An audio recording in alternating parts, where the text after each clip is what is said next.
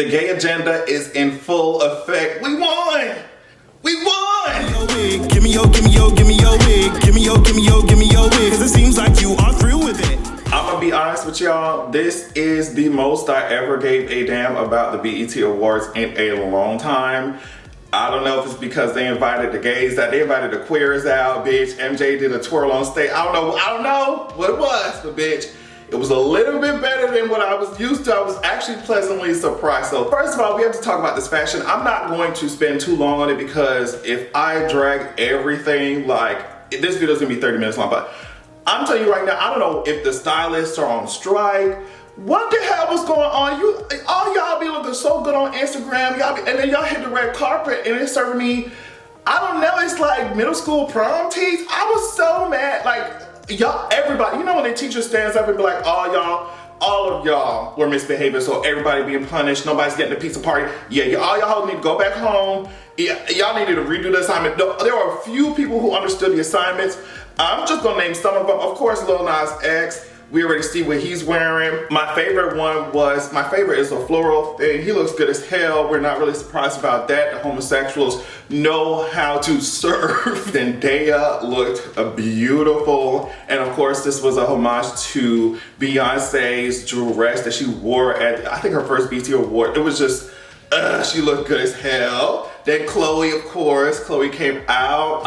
She said, I'm in Valentino. I was like, okay, Chloe, okay. You have to flex on us like that. Seven looked, I just loved this. Like, they pulled real looks. Ari Lennox looked cute. But the rest of you, girl, everybody need to go back home and redo the assignment, bitch, for extra credit or something. For not even extra credit, because in order to get extra credit, you have to actually, you know, have gotten credit in the first place. How is it gonna be extra credit when you didn't get no credit for the assignment in the first place? Y'all need to go back home and redo the assignment, bitch. I will give you another worksheet. Y'all need to redo the assignment. I don't know if the strike, like I said, maybe the stylists are still in quarantine. They say, bitch, I don't know what's going on, but it was not given, the fashion was not given this year. It was just not. It was not. So y'all already know how I do these reviews, right? I'm just gonna go down the list of things that stuck out to me. First, we started off the show with Kirk Franklin and Lil Baby. Now, y'all already know, like, literally gospel music gives me hives.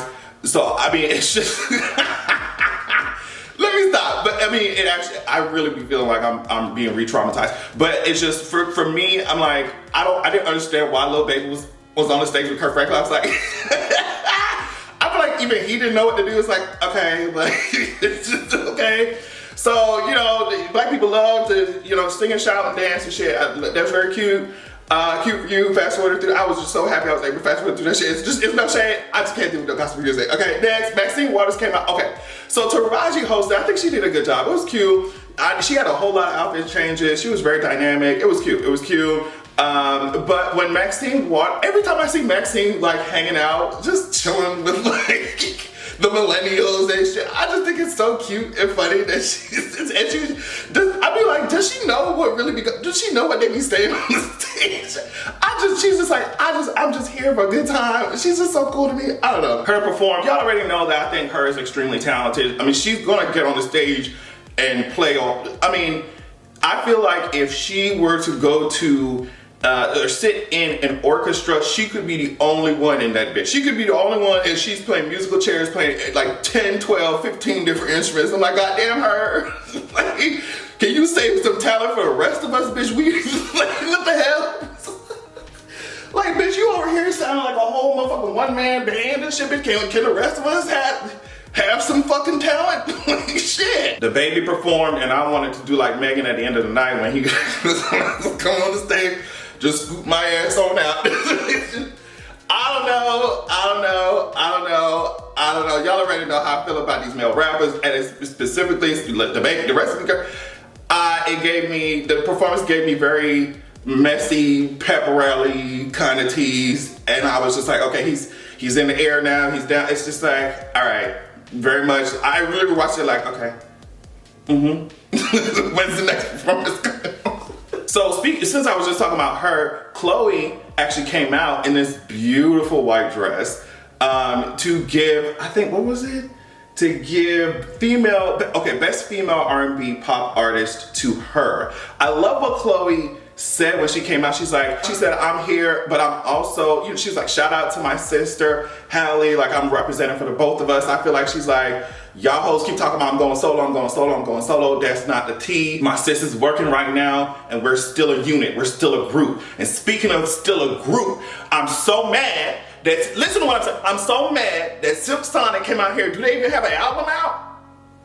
Do they even have an album? It's Still Sonic came out here. BT, y'all said you're supposed to be, you know, awarding and recognizing black women, and here come, you know, Bruno Mars and the Musketeers and shit winning for best group. Chloe and Halle, while the rest of these bitches was sleeping in quarantine, these hoes was on their tennis court. You know what I'm saying to you? These hoes was on their tennis court and they was making some hits. They was making some music, they was making some motherfucking music videos, and they were giving you girls performances and appearances. Bitch, they was working, ho. I'm sorry. Still Sonic did not deserve to win best group, and it is what it is. It is what it is. Pal, leave that door open. You talk, like I said on Twitter, I'ma leave the door open. I'ma leave the door open. If you leave that door open, we're coming in that house and we're taking back the fucking award. Hold, don't play with me. So Megan Thee Stallion came out and she did Thought Shit. Well, in the beginning, she did this tribute to, I think it was George Michael in the music video Too Funky. I would not have known this if I didn't go online and saw somebody post about it, but apparently like the veil thing and the thing that she was saying, like, I'm not here to please you or something like that, it was like a direct tribute to that music video. I thought that was a really nice touch. Like I said, I wouldn't have even known that shit had I not gone online and seen that someone posted about it. She came out here and I think this is one of the best outfits for a performance that she ever had on. Like, the bitch looks good. Somebody called her, I'm just remembering bitch, somebody called her Megan J. Blige. But she looked good, I loved how like cinched that waist was, bitch, and that leotard. It just, the hair, bitch, the glasses, it was just, I loved it. I really wish I liked Thought Shit more as a song, but I think it's one of those Megan is somebody, like, when you see her perform this shit, you're like, okay, I get it. You know what I mean? Like, it may not be one of my favorite songs from her, but when Megan hits the stage, like, she commands your attention. she hits the fucking counts, and she be serving you bars all at the same time. I fucking enjoyed the hell out of the performance. Like I said, anytime Megan get on the stage, she does not disappoint me at all. She does not disappoint. Like, I get up every time I see that hell come on. Like, period. So she did what she needed to do. And then after that, I think she had like 2 minutes to change. And come out and accept the award for wet ass pussy. But like I said, she had a short amount of time to change. She was already out of breath, like, you know, trying to speak and just speaking quickly and thanking people. She forgot to thank Cardi, and some people, you know, thought that was shade or took it as shade. And I didn't see it that way at all, especially since she came up after and said, you know, I forgot to talk about Cardi, but I didn't see it as shade at all. Like, when you're in the moment and you're on the stage and like the adrenaline's pumping and these bitches change me out of shit, it's just like a lot. I'm sure you forget a lot of shit, or you just like are operating on autopilot, just like, don't fuck up, don't fall, don't say something fucked up. So yeah, that happened. I just want to shout out Jennifer Hudson because she looked damn good, and she came up there to basically promote her movie coming out, Respect. Every time I think about that shit, I think about Cynthia Erivo, how everybody was dragging her ass for that shit. Anyway, the girls say they finna support Jennifer Hudson, Respect, and that's just gonna be on period. I love what Taraji said when she came out after that, talking about Naomi Osaka and basically saying, we salute you, shouting her out, like, and just acknowledging that it is important to protect your mental health. Like, yeah, you perform, yeah, you're talent, yeah, you're an athlete, you gotta work hard, but at the same time, you have to protect your mind. And she's just talking about like erasing the stigma and healing. And I really like that moment, and I'm glad they included it. So Tyler, the Creator, came out and performed Rolls Royce. I think that a lot of Tyler's performances are extremely creative, and this one definitely aligns with that, you know. But for me, my favorite performance of him, at least recent performance, is the 2020 Grammys. I think when he did, I think Igor, some shit off Igor, like Earthquake and shit, where he set the stage on fire. Like, that shit to me, that's one of my favorites from him. Like, so performance of Rolls Royce, it was cute, it was cool. Like I said, I think he puts a lot of thought and time into performances, especially when you consider what these other male rappers be doing on stage. So like, I think it was cool, but like knowing what he did at the Grammys in 2020, I'm just like, okay, I want some more, but it was cool. Megan came out, she won Best Female Hip Hop Artist. That's the moment that she took to thank Cardi as well. Megan got a lot of fucking awards this fucking season. Like, she got a lot of awards. Jasmine Sullivan came out and did Tragic, but before then, Maxine Waters, because she was featured in the song anyway, like they had used her voice in the song, or Jasmine had used her voice in the song anyway. So the fact that Maxine was there saying that shit, reclaiming my time. I loved it. I don't know. I get my life from Maxine. I loved it. And Jasmine sounded beautiful, of course. And then Ari Lennox came out there and they sung on it. And their voices blend together so beautifully. They're both masterful fucking vocalists and musicians. So when they're doing their harmonies, it's crazy. I just love to hear it. Like when you're that skilled that you're able to do all types of runs and shit, both people able to do all types of runs and shit and still be hitting them fucking harmony, like 2-part harmony ass notes, bitch, that's when you know you got a master fucking singer hoe. And they sounded good. When they came together, their voices just really match, you know? And I love talent. I'm sorry, I just love talent. And that's exactly what they served us. So MJ Rodriguez came out not only to promote her single, Something to Say, but also to present the BET Her Award to SZA, who did not show up. I think SZA tweeted that she didn't think that she was gonna win or some shit, so she stayed home and I was like, okay, SZA. SZA said, bitch, I ain't trying to do that bullshit right now. She said, oh my God, I miss Blanca. She tweeted like, I miss Blanca, MJ, oh my gosh. SZA, you should've came, girl. I was ready to give you your shit, Annie. No, but MJ came out there looking goddamn good, ho, and she did a little twirl for you bitches. She did a little twirl for you hoes. She did a little twirl for you bitches. She did a little twirl for you hoes, bitch. I lived. Because she looked so fucking good, bitch. And she knew she killed that twirl. I said, MJ, that's crazy as fuck to me, because bitch, she has some high ass heels too, bitch. I mean, MJ already is like, she be voguing down and shit, so obviously she could do a little twirl, you know, real simple and easy. It's nothing for her. Because she's mother. She's a queen, Mother Blanca. You know, but if it was me, I would have been like, bitch, don't fall, bitch. I got on these high ass heels and this long ass dress. Bitch, can you imagine if I fell in front of everybody? Now, let me tell something to BET. It took y'all ages to get MJ Rodriguez, the girls like it took y'all ages to get. I mean, Pose broke so many motherfucking barriers in mainstream media and all this shit. Like, and BET just acted like, oh, we're just gonna ignore these fucking beautiful ass, talented ass fucking trans actresses and shit. We're just gonna ignore their ass. It took y'all ages for you to call her ass and for y'all to act like y'all have some sense. And as soon as MJ got the opportunity, she slayed you bitches with just you know, giving somebody an award. We upgrade y'all shit every time. Every time we upgrade y'all shit. And I don't know what it's gonna take for y'all to realize that even the language that you even the words that you use come from us. Get with the fucking program or get left behind. I don't know who advised y'all to let these homos come onto y'all shit, to let the alphabet mafia, the queers come onto y'all shit. But as far as y'all program go, it definitely was the best decision that y'all made tonight, like period. And now the moment we all been waiting for. Whew. Lil Nas X came up there, bitch, and he ate that shit right on up. Like, girl, first of all, can we talk about how he like mixed in Remember the Time, like the themes and some of the, like, Remember the Time or Michael Jackson, like he gave you hoes choreography, he gave you girls outfits, he gave you girls motherfucking stage presence, he gave you girls everything he gave me everything I needed. He gave me exactly what I requested, he gave me exactly what I asked for, ho.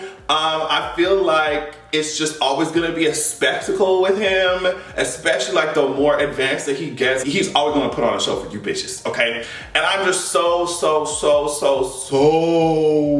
happy that he went for it at the end. And of course, like, you must be thinking about a whole bunch of shit like, bitch, I'm on BET, like, but I'm happy that he went for that shit, because a lot of times in like mainstream kind of media like that, it will be, especially when I was younger, you know, it would be like, okay, if we're even gonna show these niggas do some shit, it would be like, oh, we're about to kiss, but we won't. You know what I mean? Like very much teasing type of shit. And he went for that shit. Very happy that he did. I hope that it shook up some families that needed to be shaken up. Can you imagine just sitting watching that shit with your family, and then Lil Nas X kiss somebody at the end of that shit? Oh my God, shake up the family discussions. Also, I don't think people, especially if they're not like LGBT, I don't think people realize how important it is for especially young Black LGBT people to see some shit like that, especially if, you know, I just keep thinking about you know, a young Black LGBT person being in a situation where maybe their family prevent them from even talking about that shit, discussing that shit, seeing any of that shit, and then all of a sudden, you know, you get to see these two niggas kissing on the screen on BET. It's just like, you know what I mean? As if you're someone who needed to see that, I can only imagine what that did, you know? And also, I just feel like the girls are coming. I'm glad that Lil Nas X is doing this shit. I'm so sorry. Like, I'm glad he's kicking the fucking door down, bitch. He said, if I'm gonna be up here, I'm gonna shake the table. In my opinion, that's exactly what needs to happen. I think as time goes on and as more LGBT people, Black LGBT people start to carve out mainstream places for themselves, like the things that we do simply existing or expressing ourselves in these areas will start to be seen as more normal to